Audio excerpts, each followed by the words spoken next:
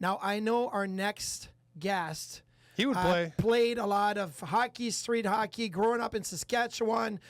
Todd Kerns, music legend, but most importantly, a member of Age of Electric. Well, that was early on, yeah. Early on, a lot of bands, but Todd joining us from Vegas right now, where it's probably pretty hot. Thanks a lot for jumping on Sabres Live. I know you were talking to Dan, and Dan got you to come on the show because of how much he loves music, but I don't know.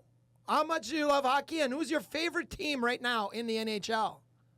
Well, that's such a complicated thing. I grew up in Saskatchewan. We never had a national hockey team or international hockey team. Yeah. So it was always kind of like a thing between the Jets and the Oilers, because the Oilers, of course, were so the thing when I was a child. Yeah. And the Jets went away.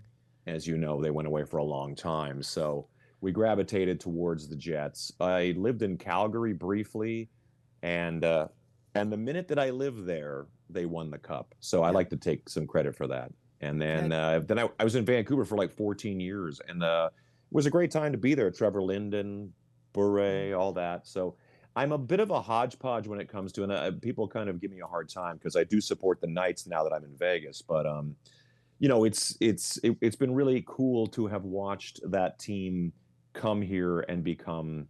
I was there when they won the cup. You know, so it's been really cool. It's like I keep saying to my wife, I go, there was no hockey this day, and then the next day it was all about the Knights, and it was really cool to see that happen.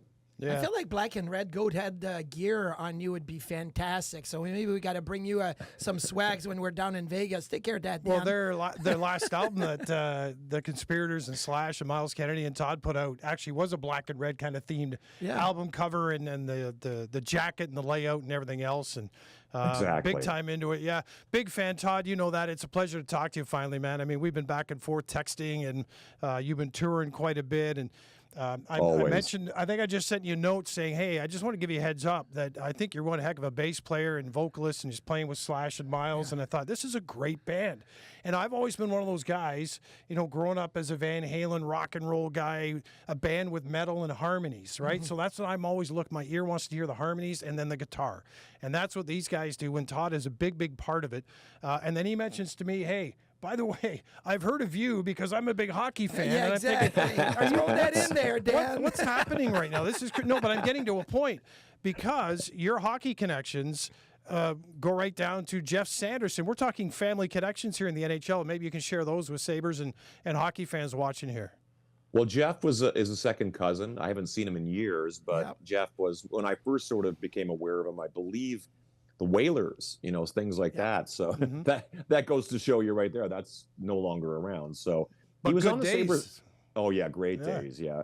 But the Sabres, he was on the Sabres briefly. Yep. I'm not exactly sure when, but yeah, he had a hell of a career. And then my direct first cousins, who grew up in the same town as me, the Brookbank brothers, both are NHL hockey players.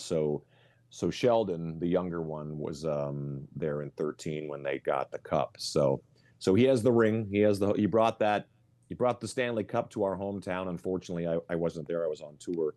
But my grandmother drank champagne from the Stanley Cup. So the connections are deep. You know, coming from a small town, people are always like, so is there like a billboard with your name on it? I go, dude, there are NHL players from this town. No one cares about some guy who plays rock and roll. I don't think so. I think a lot of people care. I'm getting text messages right now from people that are listening and watching the show, and it's buzzing. So that's great. Now, I played with Sandy here in Buffalo and in Philadelphia, by the way, one of the fastest skater in the league. Sure. Like, the guy could fly. Okay.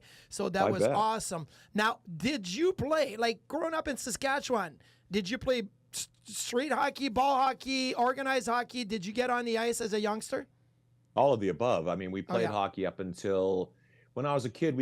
I was born in Saskatchewan, but we immediately moved up to northern Manitoba. So you know, there was Lynn Lake, Flin Flon, Thompson, that kind of, the Paw, you know, all that kind of stuff. So we played hockey, you know, all around that hood in Pee Wee up till about 12, I think. Basically, as soon as I picked up a guitar, it all went to hell. That was the next question. Yeah, that's a good decision too. Yeah. So when did that? I mean, obviously you're playing and where, by the way, the NHL should have their outdoor games right on a lake up in those parts. But first guitar you ever bought, and you said around 12 you started picking up the guitar, but for most musicians, the first one is one you never forget or let go of. So what guitar was that, and where'd you buy it, and where is it? Well, my father had like an old Harmony. It had like the 2 F holes. It was really hard to play, so we bought an Epiphone acoustic. He bought me an Epiphone acoustic, and that one didn't survive. It died a merciless death somewhere along the way. But I played the hell out of that thing for a long time. It was that, and then directly I had a bass guitar. My father, in his weird wisdom, was like, well, you have a guitar, you should get a bass guitar. Not like an electric guitar. I had an acoustic, sitting around the campfire singing songs, and then it was a bass guitar. And the bass guitar is what led to being in bands, because no one wanted to play bass. So I suddenly found myself playing in bands immediately when I could barely play, just because everybody was looking for a bass player. Did you do mostly covers early on, or did you write originals right away? How did that all work for you, like your direction in the music? It was definitely both, but the scene that I was around, like when I was a kid, I was like playing music by 14 years old every weekend, playing high school dances, which seems ridiculous now, but we would, go out of town every weekend and play high school dances or these sort of town hall parties all around Saskatchewan. And that was always covered music, whatever the top 40 kind of stuff was, or classic rock. And then, I was always sort of motivated and quite ambitious to write music. So when we put Age of Electric together, that was sort of, we were always writing our own music, but we had sort of found ourselves in a world where you could work 7 days a week playing cover songs. So we financed ourselves rather than working at the grocery store. We just sort of played cover songs. Yeah. What was that moment like when, with Age of Electric, you've got a chart moving song, Remote Control and others that were actually resonating? I remember them growing up too. When I saw, first reach out to you, I thought, wait a minute, back to Age of Electric. I was listening to that stuff, which is great. But what was the moment like when all of a sudden you're all looking at each other thinking, they're listening and playing our stuff? I think it was so gradual. It was the funniest thing, because we used to show up we were so accustomed to playing. I remember playing Buffalo for the first time to like 0 people. It's kind of like we're usually playing to the other bands that are on the bill at some random, either like a bowling alley or wherever they were having shows. And it would be like, there'd be 2 other bands. So you would play for them and they would watch you play, and then they would play and you would watch them, So it was kind of, we were so accustomed to that the day happens when you start showing up at venues to, load your gear in and do sound check, and there's people there, and you go, why are these people here? And you realize, oh, they're there for us. They want to, talk to us and take photos with us and meet us, And it just became, it was so gradual in a way. Like it never felt like when you watch those old, old Walk Hard, that movie where it's kind of like, you're nobody, you make a record and boom, you're suddenly like a star. It's like, it was just so gradual that it was like incremental. And then all of a sudden the 90s was happening, and it was kind of like this weird alternative time where it wasn't really that cool to pat yourself on the back too much. So even though we were starting to be successful, it was still kind of like, this is no big deal. This is totally normal. They say act like you've been there before, right? Like that's exactly, the thing. This is normal. Fake it till you make it. Exactly. Yeah. Exactly. Todd Kerns, music legend, and obviously bassist vocalist with Slash, featuring Myles Kennedy and the Conspirators. Let me ask you this, because people want to know about Slash, but I'm going to ask you, what was your first rehearsal with Slash like? Like going in and saying, that was my first time rehearsal with him. Well, the funniest thing is it's a good story, because I was here in Vegas and I was buying a house, and my father came down because he's a grown up. And I'm kind of like, at the time I was like, yeah, he just kind of gets psyched about that kind of, yeah, let's go look at some houses. Oh, okay. So we're sitting at a Chili's one day after this house that I closed on this house, and we're sitting at Chili's having a bite, and my phone rings, and it's Brent Fitz, our drummer, and he goes, "Hey, can you be in LA tomorrow at like noon?" And I remember looking across the table. My father's in town, so I don't want to just bail on my dad. So I look across this table and I go, "You want to go to LA tomorrow?" And he goes, "I've never been." And I go, "Well, now we have to go," because he's never been to LA. So we literally hopped in the car the next morning and drove to LA. And the best part of it is that everybody always kind of, you brought your dad to jam with Slash, and the guys like, oh, who else would I bring? Yeah, yeah. What was I supposed to do? Leave him in Vegas? So I'm setting up my stuff. I'm putting the gear on. Slash wasn't there yet, and as I turn around, I see my father, Gene Kerns, ex-Ponoka hockey legend, shaking hands with Slash, and I'm going, oh God, what is he saying? And it just sort of. So he had technically met Slash before I met Slash in a funny way. So, although there is a weird story of how I kind of ran into Slash in 1991 when we were trying to do the thing in Age of Electric was trying to do the LA hustle, and Slash was just over the next table at the Rainbow and all that kind of stuff. But that was really the first one. So it was a surreal conversation, because when they, everybody knew me to be the guy that's like, oh, Todd knows all those songs. Todd knows all that stuff. He knows all the Guns N' Roses songs. And I just sort of like, I didn't go over anything. I literally was driving in the car going like, I guess I probably should have listened to some of this music, show up, play Night Train or whatever, a couple songs with the guys. And then Slash is like, okay, we have Jay Leno next week. And I'm like, whoa, what's happening? It was really fast and really crazy. Immediately I was thrown into the fire. Wow. Well, and I can say, Todd won't say it, but, Slash, when asked about Todd, talks about, and again, Todd, you kind of brought it up, your preparedness and knowing the music, even if you're driving in thinking, maybe I should listen to that stuff. Slash calls him one take. Yeah. So Slash says, I got this guy, bass player, is one take. He can play, this guy from Canada can play anything I want, and it's on the first take, and we're done. And that obviously for someone like Slash, or as you have your hand in so many different music projects, Todd, as well, you can actually appreciate probably that compliment and saying, hey, listen, one take, I'll take that compliment, because I'm looking for the same in my own bands. So of course, yeah, I appreciate that. I think that's a sort of a stretch, but I'll 100% take that. Take it, yeah. Put it on the tombstone. He could do it in one take, But it's true. I really feel that, like, other than that time showing up and going like, I don't know any of his solo material because it hadn't been released yet. So I was like, yes, I know all the Guns N' Roses material just because I'm a fan and all that. And then it was just sort of a case of just digging in. So now, but I am the kind of guy that when it's like, I always have things coming up. I always have things going on. Yeah, you do. And it's like, I am not going to show up and I don't want to be the guy who's the one who's the least prepared. I always want to make sure I know what I'm doing. I know what we're going to do. And you can rely on me to be prepared.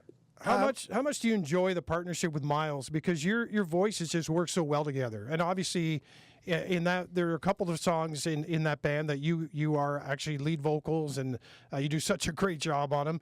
And then when you and Myles team up and you hit certain harmonies behind the guitar in that band and the drums, just all of it with your bass playing, I just think it's remarkable. I mean, I tip my cap to you because you're so good. So what's that partnership like? Well, thank you. It's an interesting one, because initially there was no talk about like singing harmonies or anything. It was just basically looking for a bass player to come in and play the parts. And then it was like, okay, well, I'll sing this and I'll sing that, because there's harmonies on the song, so they don't need to be covered. There's a lot of people who would just sort of avoid them, but I'm like, well, I can sing that. And Myles and I became so comfortable singing together that it became just super normal. And Myles is the kind of guy who is so accustomed to singing his own harmonies on his own recordings because he's that good of a singer.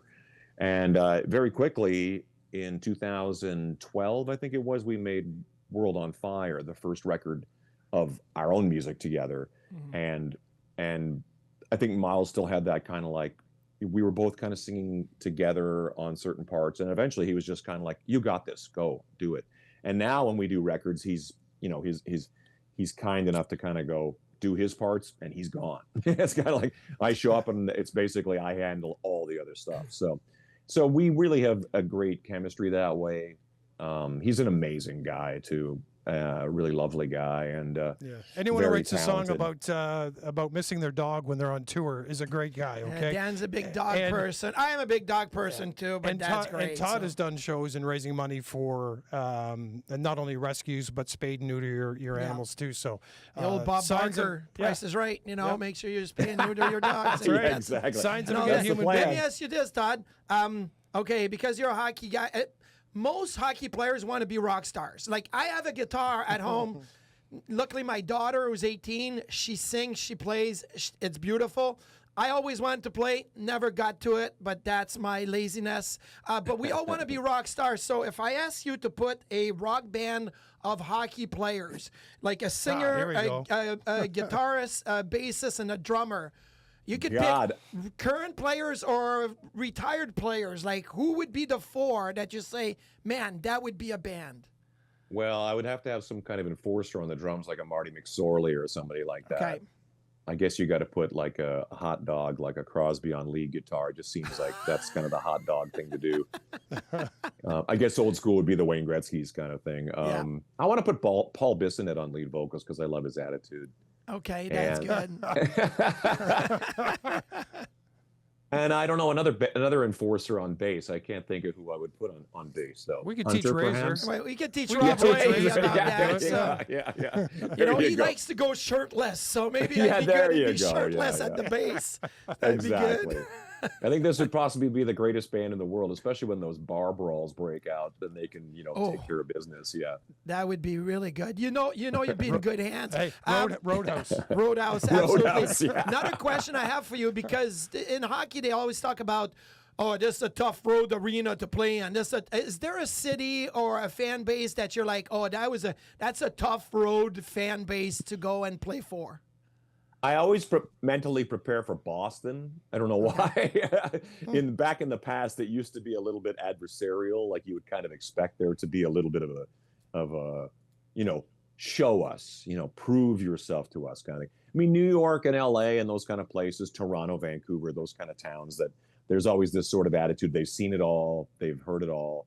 They can sort of stand in the back of the room with their arms crossed going, impress me, Boston's just a tough town. Boston's just a tough town. And I will admit that, as a Canadian band playing across Canada, you would have hit songs all the way, if you had a hit song, lucky enough to have a hit song across Canada, going into Quebec was always kind of like, well, yeah, now you're starting all over again. And I used to really appreciate the fact that they have their own thing. I mean, that's the beauty of these different areas. It's like, well, now show us, so we had to build that one set of ears at a time too, like anybody else. Well, I think you need to give Buffalo another shot here, especially with Took. I love Buffalo. Right? Playing the Canadian rock covers. I mean, this is the town it'll work in big time.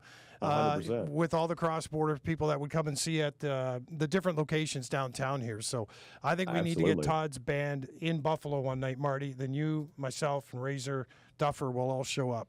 Well, it would be fun. I would love to have you. Or if we're in Vegas, we definitely got to meet up with you. I think the Sabres are in Vegas in December this year. I got to double check that. But anyway, we're not in the night before, but we're staying over after the game, Todd. So trick question, do you know the current NHL player who's also from Estevan, Saskatchewan? Do you know who? Somebody mentioned this to me, and it's escaped me. Who is Tanner Jeannot. Tanner Jeannot is from Estevan, Saskatchewan. So he is the one right now, current NHL player. We need a sign. Welcome to Estevan, Saskatchewan, home of Todd Kerns and Tanner Jeannot. We got to build that in that town, so that would be awesome. So, really quick, a chance to promote your next show coming up. I know it's in Vegas, but go ahead. Give it a plug. This Friday or Saturday, we're playing in Winnipeg. Took's playing in Winnipeg at the Burt Block. They have a party down by the Burton Cummings Theater, so we'll be playing there with Streetheart and Colin James. That's the most Canadian sentence I've ever said. Yeah, it is. And then August 22nd, I'm playing at the Hard Rock Cafe. We're raising money and donations for the SPCA. It's a pre-party for the Guns N' Roses show happening here over at Allegiant Stadium. So we're going to go do my thing. It's an acoustic thing. I'll probably jam with some friends, and then we'll bounce over to watch the Black Crowes and then Guns N' Roses. It'll be a huge night. What a great show. Awesome. Yeah. Good stuff. Thanks a lot for joining the show, Todd. It was awesome to meet you. I'm sure the fans are going to just flood the music and go and look at all your catalog and everything. Age of Electrics and obviously Slash featuring Myles Kennedy and the Conspirators. We'll see you in Vegas when we come in to see and play the Golden Knights. Good job. Hell yeah. See you soon.